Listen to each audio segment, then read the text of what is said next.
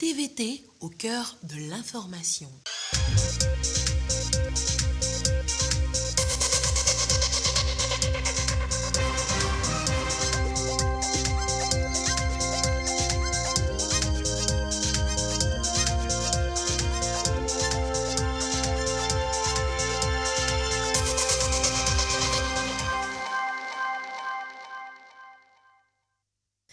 Heureuse de vous savoir au rendez-vous du journal sur la télévision togolaise. Madame, Monsieur, bonsoir et voici les titres de cette édition.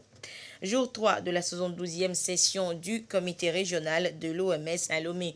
Les experts en santé ont évoqué la tuberculose chez les enfants. La lutte contre la maladie pour préserver les plus jeunes était la préoccupation de ce jour.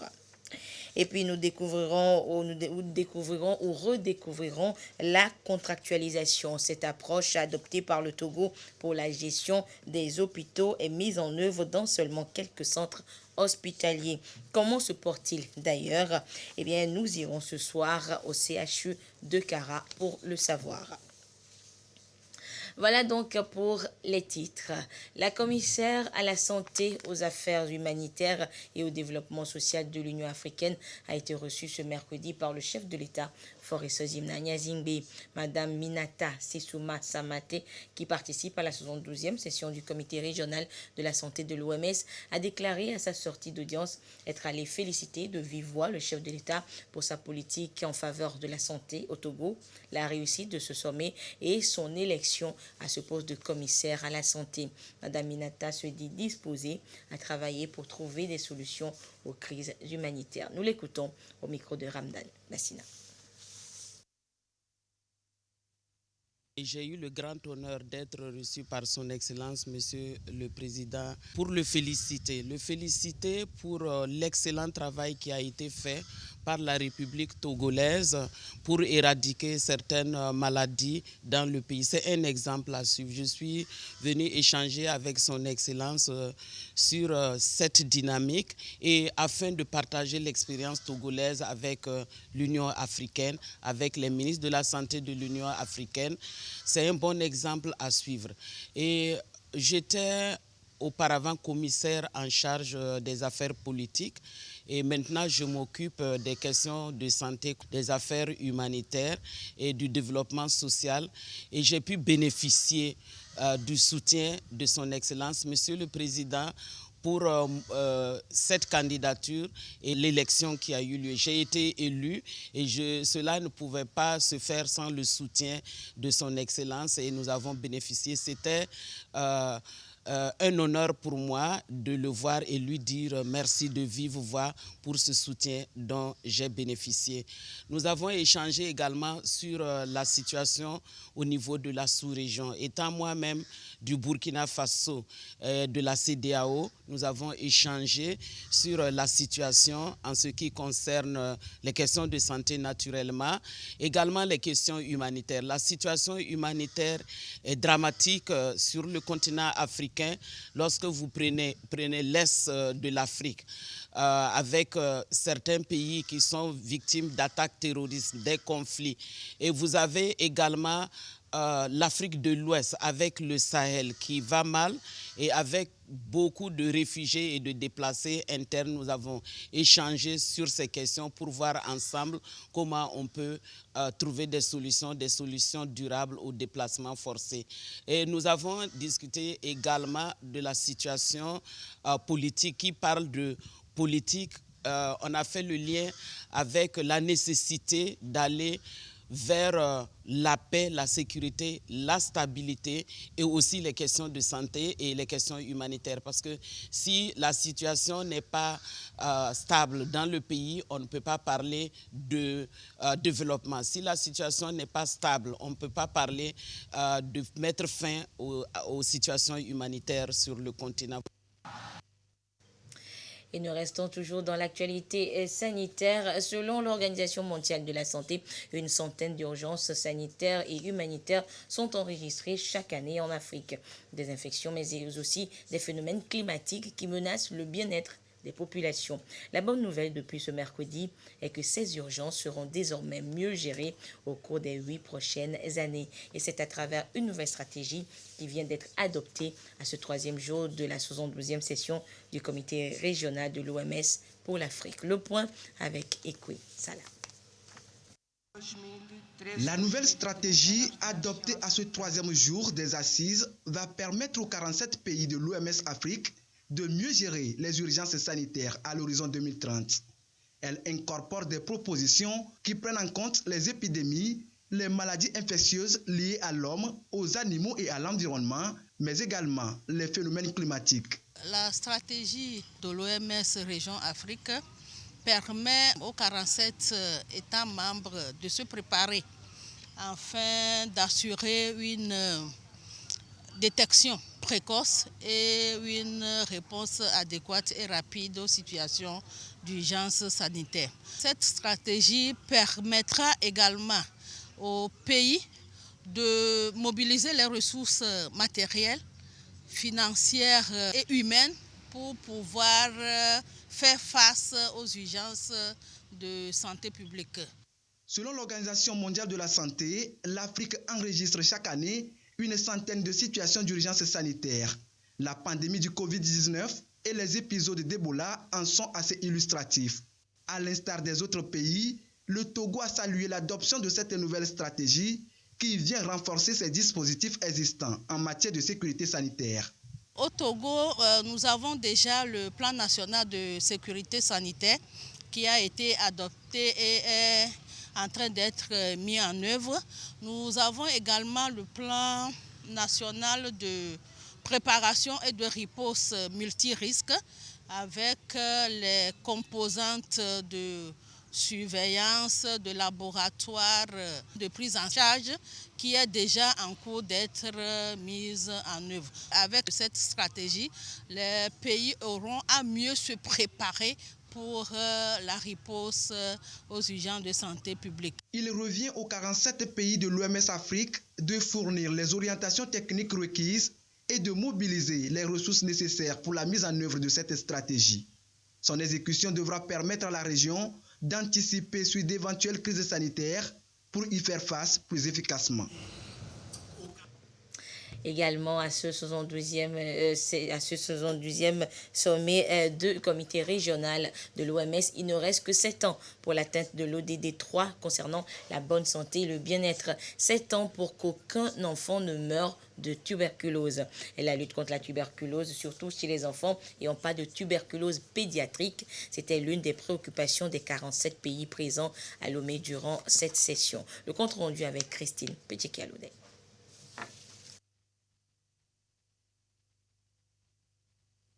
Plus d'1 million de nouveaux cas de tuberculose sont enregistrés chaque année chez les enfants en Afrique.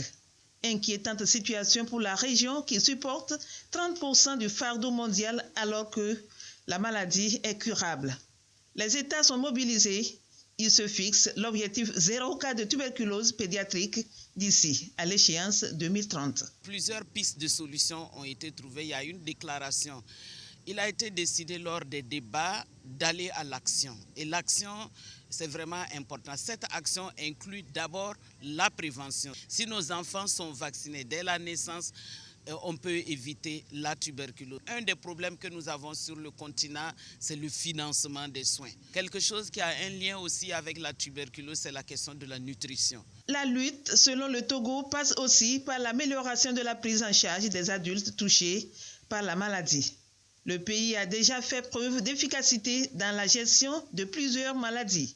Il intensifie ses stratégies contre la tuberculose. En termes d'action, nous avons élargi le parc d'appareils d'INESPED, qui est une méthode innovante de diagnostic des cas de TB, de tuberculose, à 49 appareils, soit plus d'un appareil par district sanitaire du Togo.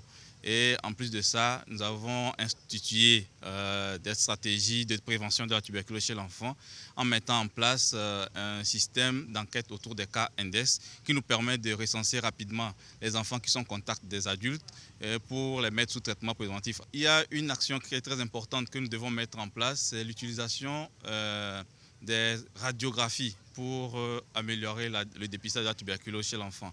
Et malheureusement, cette radiographie n'est pas accessible dans tous les endroits du pays. La tuberculose se traite et l'on en guérit. Reste la détection précoce qui est un problème pour l'ensemble des pays. L'OMS s'engage à combler les insuffisances de détection pour une prise en charge adaptée nécessaire pour briser la chaîne de propagation. Et les faux médicaments, un mal pour la santé des populations africaines également. Le phénomène est à la base de plusieurs maladies, mais aussi cause de décès sur le continent. Les dirigeants africains sensibles au fléau unissent leurs énergies ensemble avec l'Organisation mondiale de la santé et les acteurs de la santé, justement, pour trouver des solutions efficaces à ce mal. Et le sujet était au cœur d'un panel à cette 72e session, panel suivi pour nous par Ulrich Amega. En janvier 2020, le Congo, le Ghana, le Niger, l'Ouganda et le Sénégal se sont engagés aux côtés du Togo à mettre en œuvre des plans nationaux de lutte contre les médicaments falsifiés et de qualité inférieure. Plus de 2 ans après la déclaration de Lomé, le fléau persiste malgré les efforts consentis. Orienté vers un accès des populations à des médicaments et aux soins de santé de qualité, l'Organisation mondiale de la santé, dirigeants africains, acteurs des secteurs publics et privés reviennent sur la problématique. Ceci pour une approche collaborative et intégrée. Enjeu en termes de santé publique, mais pas seulement, puisque comme nous le disons, c'est aussi un enjeu de sécurité, d'état de droit et d'économie de la santé. L'appui technique, assister les gouvernements pour trouver les meilleures solutions. Et en ce qui concerne le Togo, dans quelques mois, ça sera l'élaboration et la mise en place d'un plan national de lutte contre les faux médicaments. Renforcement de la chaîne d'approvisionnement pharmaceutique et des actions de lutte, le Togo a sa stratégie pour des médicaments de qualité à coût abordable. Le trafic des faux médicaments est criminalisé, passible de peines lourdes, aussi bien en amende qu'en peine de prison. Le Togo a ratifié le traité de l'Agence africaine du médicament et cela permet en fait au Togo d'avoir accès à un certain nombre d'informations, permet à diverses plateformes, notamment à nos agences qui sont spécialisées dans la lutte contre la drogue et contre les médicaments, de collaborer avec d'autres pays. C'est ce qui a permis d'ailleurs, on a pu le voir sur plusieurs années, la saisie de faux médicaments de plus en plus régulière. Et donc aujourd'hui, nous allons au niveau du ministère de la Santé vers la création d'une agence chargée des médicaments. Selon l'Organisation mondiale de la santé, plus d'1 médicament sur 10 en Afrique sont de qualité douteuse, à la base de milliers de décès chez les enfants de moins de 5 ans, sur un continent qui dépense pourtant annuellement plus de 30 milliards de dollars pour l'achat de médicaments.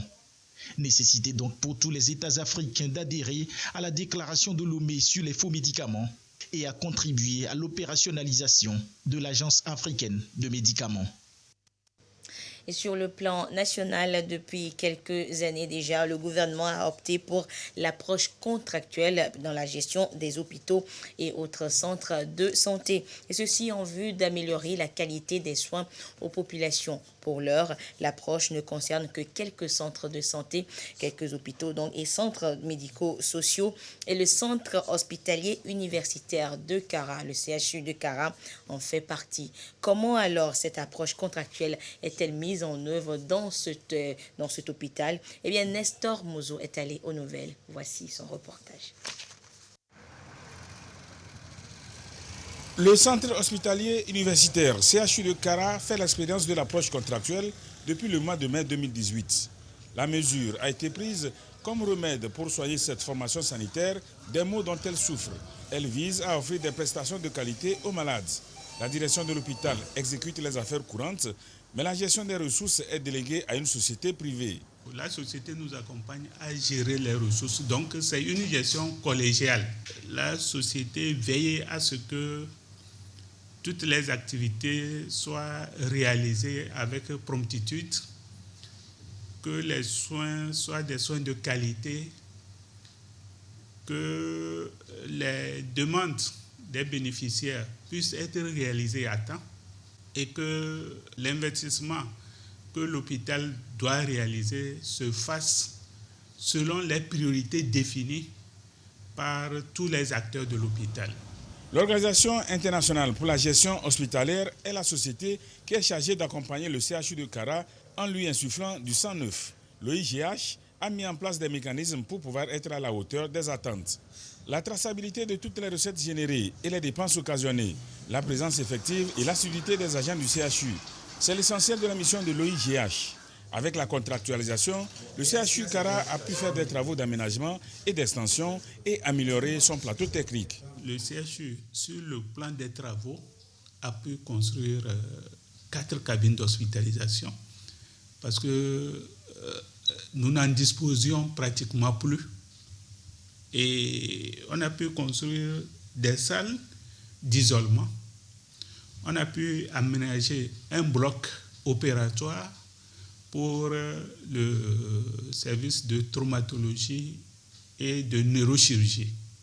On a pu faire la réhabilitation du service d'ophtalmologie et d'oreille parce que la dalle de ce service coulait au temps de pluie. Sur le plan des équipements, nous avons pu acheter un échographe multifonction pour le service de radio qui ne disposait que d'un échographe rudimentaire. Nous avons acheté pour la réanimation chirurgicale un respirateur. Et nous avons pu acheter pour le bloc d'ophtalmo un microscope opératoire. Plusieurs équipements pour le bloc opératoire et pour le laboratoire, je peux citer l'automate 5 différentiel pour l'unité d'hématologie. Je peux citer l'automate d'immunosérologie pour les unités de sérologie et d'immunologie. Au-delà de tout ceci, l'approche contractuelle a aussi permis à l'hôpital de mieux s'occuper des agents qui émargent sur son budget. Disons que le CHU a traversé une période un peu difficile. L'approche contractuelle a permis d'éponger la totalité des arriérés qui étaient sur la table. Certaines primes également ont été payées. Les avancements, ça se passe très bien. On peut dire oui, qu'il y a quelque chose qui est fait, même si on n'est pas totalement satisfait. L'expérience de l'approche contractuelle donne des résultats concluants. Grâce à elle, le CHU Kara a réalisé des travaux qui se chiffrent à 90 millions sur la période 2018-2021. Sur la même période, le montant qu'il a engagé pour l'acquisition des équipements est de plus de 256 millions de francs CFA. Développement à présent avec le forum du réseau togolais de l'évaluation qui s'est ouvert ce matin à Lomé. Il porte sur l'évaluation et l'efficacité des politiques de développement. Représentants d'institutions de la République, de ministères et sociétés civiles y prennent part. Les recommandations à la fin des travaux vont leur permettre de rendre plus efficace leur système d'évaluation des projets et programmes en faveur des populations. Les précisions avec Marie-Ange Bida. Nous reviendrons donc en détail sur l'ouverture du forum du réseau togolais de l'évaluation ce matin dans le courant de cette édition. Et également ce mercredi s'est ouvert à Lomé le 8e webinaire du mercredi de l'entrepreneur organisé par l'Agence nationale de promotion et de garantie de financement des petites et moyennes entreprises. Et ce mercredi, l'agence a mis l'accent sur les déclarations fiscales des PME-PMI. Durant une journée, les opérateurs économiques ont été outillés sur les obligations et avantages des déclarations fiscales. Les précisions avec Gisèle Kozona. À ce 8e webinaire, la NPGF éclaire davantage les opérateurs économiques sur la déclaration fiscale. Objectif: amener les PME-PMI à prendre de bonnes décisions dans la gestion de leur structure et leur éviter les pénalités pouvant impacter la rentabilité et la pérennité de leur activité. L'ANPGF a relevé, au rang des difficultés récurrentes des PME, celle de la méconnaissance des textes fiscaux, notamment en termes d'obligations, de déclarations, davantage. Et face à ce constat, cette position déjà amène certaines entreprises à tomber sur le coup de la législation fiscale. Face à ce constat, l'ANPGF a jugé nécessaire de faire une formation à l'endroit des PME-PMI pour leur montrer l'importance de maîtriser la législation fiscale ainsi que les avantages. En tant que contribuable au même titre qu'un particulier, une entreprise est soumise à plusieurs déclarations fiscales. Le système fiscal au Togo est déclaratif. Ça veut dire que le contribuable réalise ses activités, engrange un revenu et va spontanément déclarer à la caisse du trésor public ce qu'il estime devoir à l'administration. Alors en termes d'obligation, vous savez que lorsqu'on vote le budget de l'État c'est quelque chose de prévisionnel. Alors, donc c'est les concitoyens qui doivent, par la contribution aux charges publiques, cotiser. Donc en ce sens, la loi a divisé l'année fiscale en dates d'échéance où à telle date, vous devez aller souscrire telle obligation. L'Agence nationale de promotion et de garantie de financement des petites et moyennes entreprises à travers ses offres techniques accompagne les PME-PMI pour une meilleure productivité et une bonne attitude managériale. Direction à présent l'Angola, où plus de 14 millions d'électeurs étaient appelés aux urnes ce mercredi pour des élections générales. Ils devaient choisir des députés à l'Assemblée nationale et élire leur futur président de la République. Les Angolais ont rendez-vous aux urnes ce mercredi pour des élections générales qui s'annoncent serrées. Certains électeurs ont fait la queue à l'aube 2 heures avant l'ouverture des bureaux de vote à 7 heures, heure locale. Les marchés et les stands de rue habituellement très fréquentés ont été fermés à l'occasion pour encourager les gens à participer au scrutin. J'espère que nous allons avoir des changements dans notre pays, beaucoup de changements, car nous sommes fatigués de nos conditions de vie. Environ 14 millions des plus de 33 millions d'habitants du pays se sont inscrits sur les listes électorales. En 2017, lors de la précédente élection, le taux de participation était de 50% des inscrits. Le président angolais João Lourenço a voté aux élections générales de son pays, où il brigue un second mandat de 5 ans. Il a exhorté ses compatriotes à exercer ce droit, car selon lui, c'est la démocratie qui gagne. À la fin, nous serons tous gagnants. C'est la démocratie et l'Angola qui gagnent. Merci beaucoup. Accompagné d'une foule de partisans, le leader de l'Union nationale pour l'indépendance totale de l'Angola, Adalberto Costa Junior, a fait de même en votant à l'école Estrela d'Amania dans le quartier de Quilamba, à Luanda. Retour en page nationale où 25 pays membres de l'Organisation pour l'interdiction des armes chimiques sont à Lomé pour une séance de travail. Durant 3 jours, les participants vont échanger et fédérer leur énergie sur les mesures à prendre pour la bonne application de la Convention sur l'interdiction, la fabrication, le stockage et l'utilisation des armes chimiques et leur destruction par les États membres. Les précisions avec Yasmine Bodi et Eli Agba Niadao. Le danger des armes chimiques en toile de fond de cette rencontre de Lomé. Comment mettre en œuvre la Convention sur l'interdiction de la mise au point de la fabrication, du stockage et de l'emploi des armes chimiques et leur destruction en vigueur depuis avril 1997. Délégués et experts du domaine réunis vont recenser les meilleures pratiques existantes et développer les capacités nouvelles. Tout produit chimique utilisé à un double usage, utilisé à tort, ce produit chimique devient une arme chimique.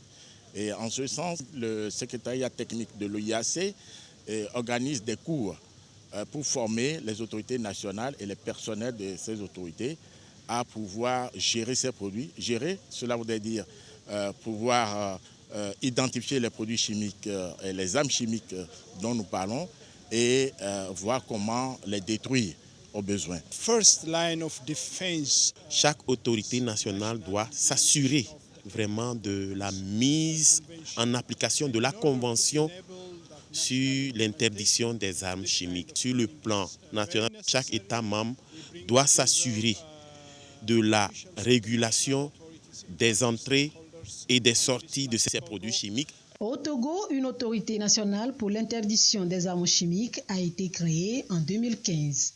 Une politique nationale contrôle l'entrée, l'utilisation et la durée des produits chimiques sur le territoire. Nous avons commencé à sensibiliser les populations sur les méfaits de ces produits chimiques qui pourraient constituer un tant soit peu des armes chimiques. Nous organisons des séances de sensibilisation. Nous allons vers les industriels en zone franche ou en territoire douanier et pour les sensibiliser sur la gestion de ces produits, comment les utiliser, comment les stocker et au besoin comment les détruire. Les armes chimiques sont des tueuses implacables qui causent des dégâts de manière indiscriminée. Elles sont interdites au monde depuis près de 100 ans.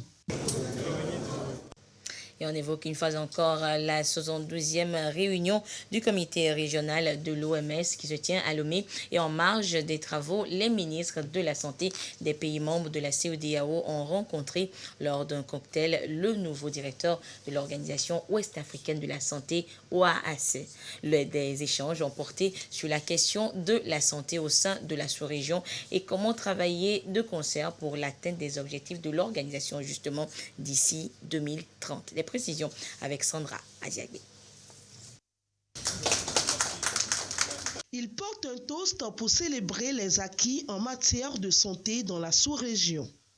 Le nouveau directeur de l'Organisation ouest-africaine de la santé et les délégations ministérielles de santé des 15 pays de la CEDEAO ont eu une prise de contact. Occasion de se connaître, définir l'agenda et les attentes pour une mise en place des cadres tracés et faire de la santé un vecteur de développement dans la sous-région. La CEDEAO, à l'intérieur de ces dispositifs, a un organe qui s'occupe de la santé, qui est l'Organisation ouest-africaine de la santé. Il est important pour moi, au cours de cette 72e Assemblée générale de la santé pour les pays de l'Afrique, de me présenter au ministre de la Santé de ma région et de leur dire quelles sont nos attentes et de pouvoir compter sur eux pour que l'agenda que nous a confié les chefs d'État de la CEDEAO puisse bien se dérouler et que nous vérifions que nous nous retrouvons dans la dynamique de l'agenda pour le continent.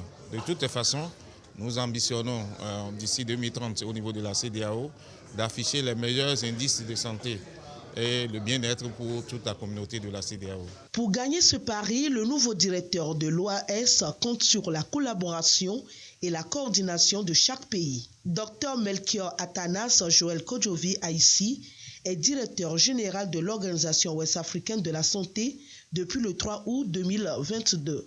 Il est médecin spécialiste en santé publique, santé développement et en gestion des catastrophes humanitaires. Le concours de danse chorégraphique dénommé Trophée Vaïda, la Lion Talent, du nom de l'artiste du gospel Vaïda, initiatrice du projet. Le concours donc a connu son épilogue la semaine dernière à Lomé. Il s'agissait donc de louer Dieu à travers chant et danse. 8 équipes ont participé à ce concours. Eh bien, nous revenons sur la fin de cette compétition dans ce reportage signé Alexandra Adekambi, Marie-Thérèse Nabédé avec la voix de Sandra Aziagbe. Première édition, concours de chorégraphie Vaïda la Lion Talento. Ils sont 8 groupes de jeunes.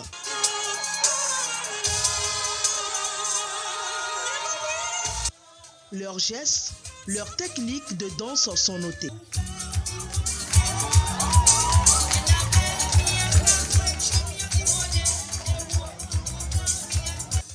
Compétition, mais un seul groupe repartira avec cette coupe dorée mise en jeu par l'artiste gospel. L'objectif précis de cette compétition, c'est de nous retrouver pour dire merci à Dieu, pour le louer et à travers le talent qu'il nous a donné. Les enfants, nous avions lancé la compétition, ils ont eu à faire l'inscription et voilà, on les a retenus et voilà ce que ça donne. C'est de bons groupes qui donnent le meilleur d'eux. Les vainqueurs, les voici. Les enfants de Saint-Daniel Kamboni d'Adidogomé. Ils remportent non seulement le trophée de la victoire, mais également une enveloppe de 200 000 francs CFA. Je suis en joie. Je remercie tout le monde. Je remercie Vaïda parce que c'est à cause d'elle qu'on est là aujourd'hui. Leur particulier, c'est leur entrée sur scène surtout. L'occupation de la scène de danse. C'est ça qui a fait qu'on les a choisis. Paris gagné pour Vaïda la Lyon. La prochaine édition s'annonce avec plus d'éclat selon l'artiste qui fait bientôt 15 ans dans la musique religieuse.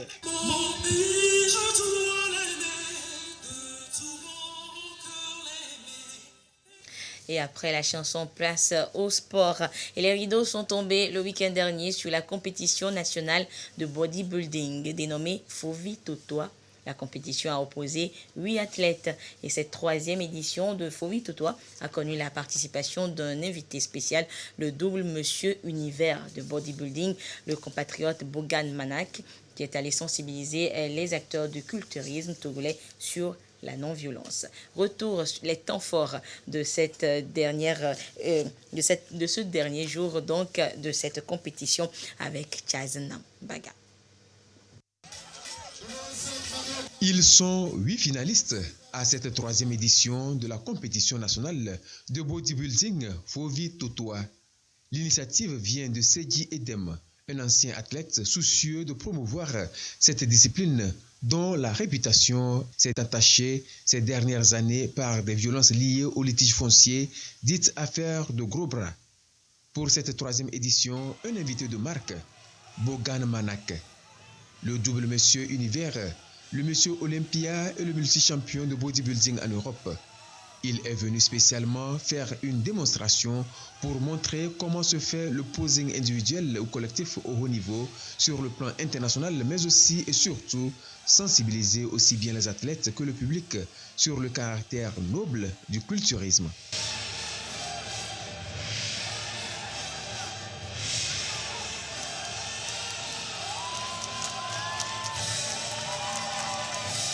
Le bodybuilding est utilisé également dans l'intention d'aider les plus faibles et non d'agresser les plus faibles. Il y a une loi dans tous les pays du monde où que tu vas et le bodybuilding, si tu es bodybuilder et que tu es agresseur, généralement tu vas en prison et tu payes une lourde amende. Les jeunes Togolais doivent comprendre ça et comprendre que le bodybuilding c'est un sport noble et non un sport pour agresser. L'autre idée qui sous-tend cette sortie de Bogan Manak est de partager ses projets en faveur du développement du bodybuilding au Togo. Je cherche d'abord à créer une association dans le but au fait de faire un parrainage entre l'Italie surtout et le Togo dans le monde du bodybuilding. C'est le projet que j'ai et parce que ça va aider beaucoup les jeunes ici et les meilleurs, je crois qu'il y aura moyen qu'ils viennent concourir en Europe. Une fois le message passé, place à la compétition. Pour conquérir le jury, les 8 athlètes doivent dans une série de poses mettre en valeur leurs muscles. De face comme de dos, c'est la masse musculaire ainsi que sa répartition harmonieuse qui sont notées. Dans cet exercice, c'est Afachao Kofi qui a séduit le jury par sa prestation. Il remporte le trophée du premier prix. C'est un travail de dur labeur, surtout de l'autodiscipline. Là, je rends grâce. Je suis vraiment content pour ce trophée. Ce sport n'est pas un sport agressif pour agresser les gens, non. C'est plutôt protéger les gens autour de vous. Ce n'est pas un sport de menace. Je voulais véhiculer ce message pour dire aux autorités que nous ne sommes pas des gens agressifs. Nous ne sommes pas des gens qui doivent faire peur aux gens. J'appelle aux autorités de nous accompagner dans nos mouvements pour mieux valoir notre culture au-delà des frontières. Plusieurs concours, démonstrations dotés de prix ont ponctué cette finale de la 3e édition de Fovi Totoa. Et voilà, ainsi se referme cette édition. Merci de votre fidélité à la télévision togolaise. Excellente suite de nos programmes. Au revoir.